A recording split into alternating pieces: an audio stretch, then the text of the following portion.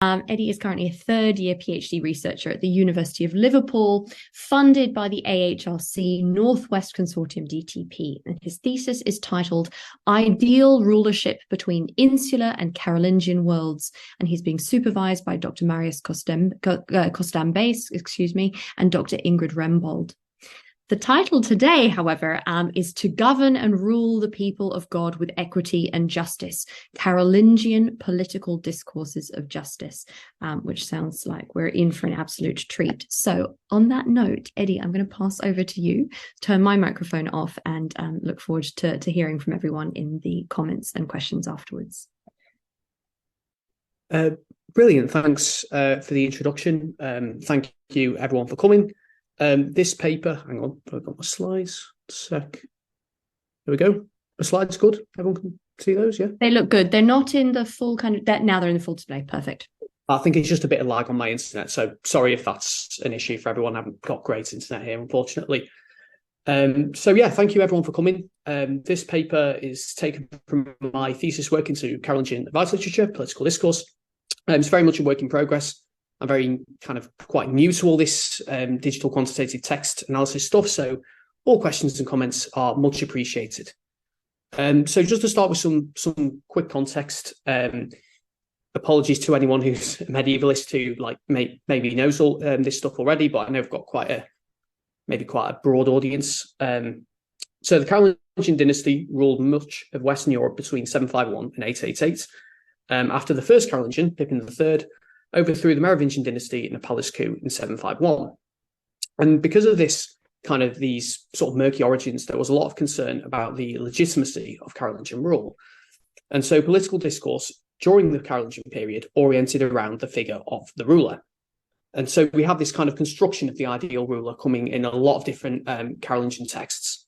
They were very concerned with whether the ruler was just, whether the ruler was peaceful, and how the ruler kind of lived up to this responsibility that, in theory, all Carolingian kings derived their legitimacy from. And this formed part of a broader kind of Christian cultural context of salvation, spiritual improvement, and ministerium, loosely translatable as ministry or office. So the kind of idea of this connection between the kind of secular royal responsibility and that maybe more from an ecclesiastical perspective.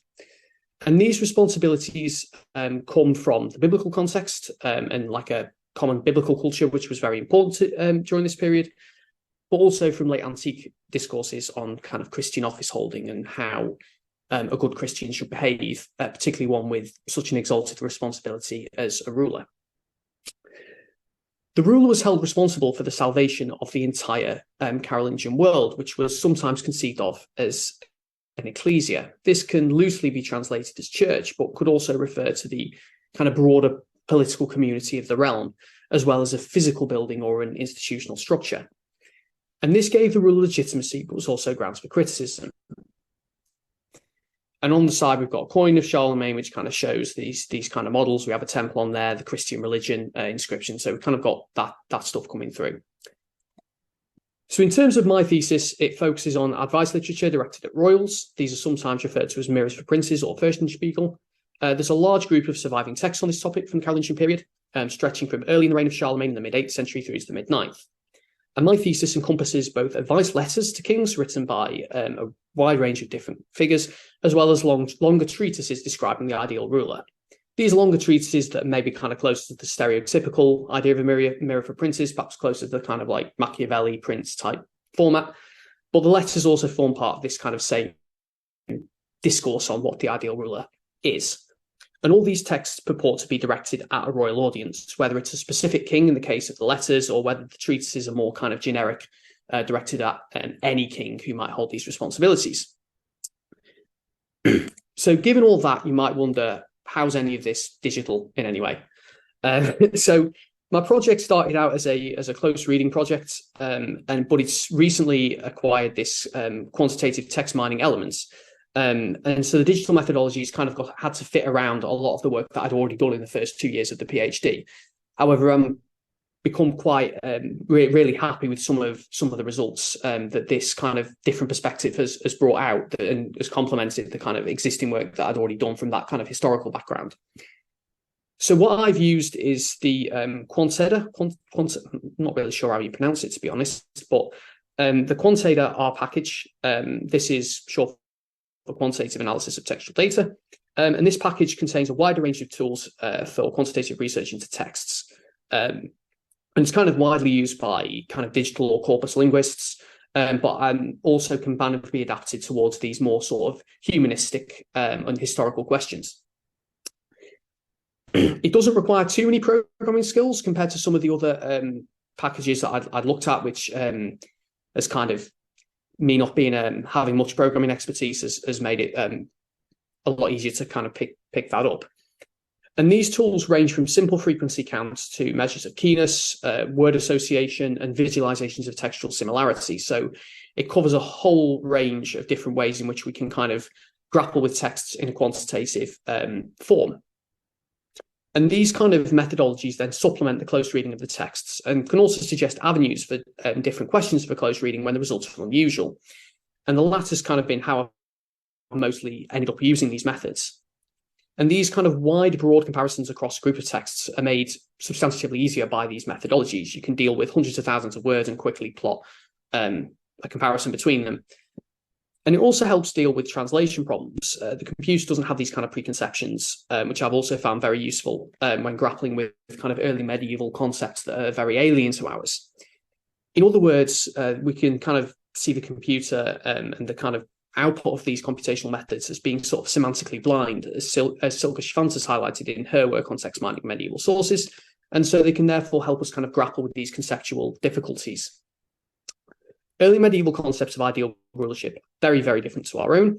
And dealing with these differences has often been kind of a bit of a challenge for people who've come at it maybe from a conceptual history standpoint, or even kind of from a kind of cultural, political culture kind of standpoint, which is the sort of the avenue in which I came into these texts.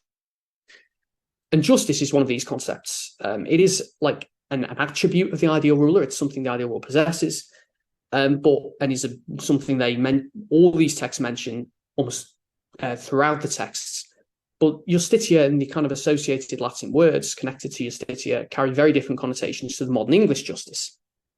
And therefore, quantitative methods can kind of support maybe a more traditional historical close reading approach for these texts to kind of unpick the varying meanings of justice and concepts associated with justice in these advised texts.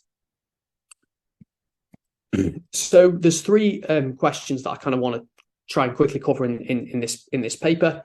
The first is what kind of occurs with concepts of justice. So quantitatively, what specific terms are associated with your stem words in these texts, and how does this kind of reflect how these authors understood justice in their own terms? And the second is kind of dealing with patterns of use of nouns, adjectives, and verbs. So do certain texts use quantitatively different ways of referring to justice, whether it's an abstract concept in terms of a noun, iustitia, justice, or whether it's an adjective to describe somebody, or even a verb that implies the doing of justice. And finally, kind of bringing it kind of back more towards my thesis question, how can this help us understand Carolingian political discourse, kind of connected to the social and cultural context of these texts? So to start with the first question, and I've got a graph here, and I'm just going to kind of quickly take a look at this graph. And this kind of shows what words occur alongside these just stem words as kind of extracted through the use of Quanteda. So this graph represents key words as defined through Quanteda's keyness metric.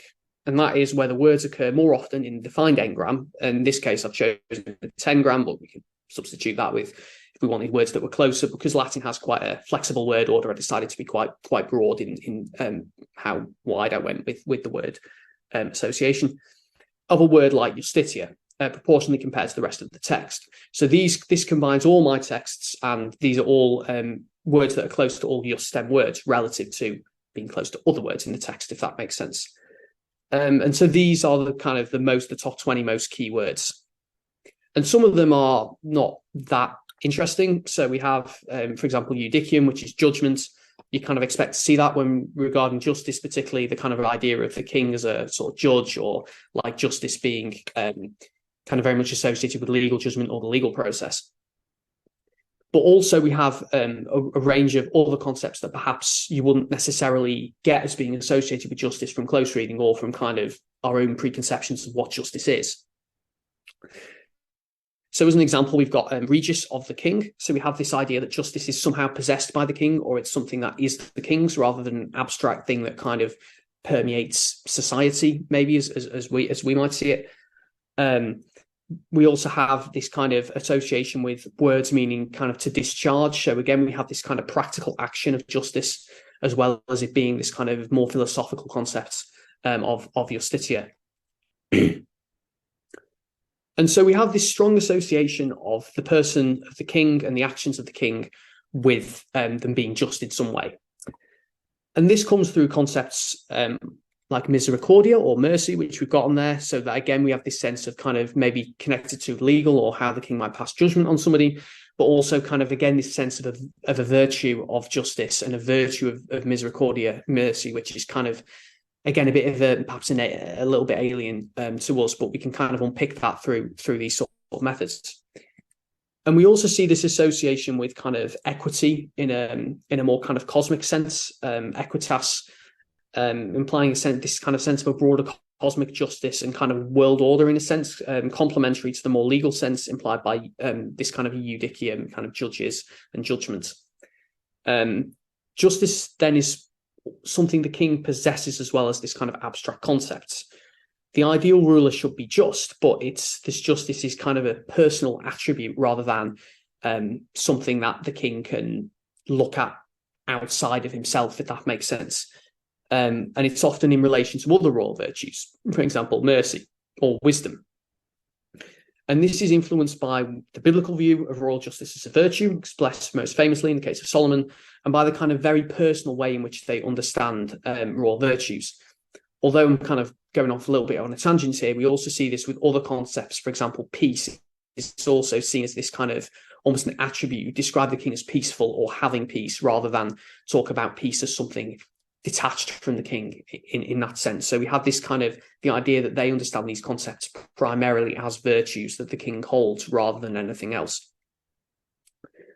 So in terms of the next question, how do verbs, nouns, and kind of adjectives appear in these texts with a just stem, so kind of justice adjacent words, if that makes sense.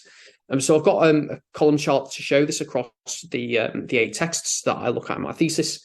We have red for adjectives, green for nouns, and blue for verbs. I don't know quite how big that text is going to come out, so apologies if it's really small and you can't really tell what it is. But we can kind of see that it's quite rare to have verbs that are directly the doing of justice, although it's not completely impossible.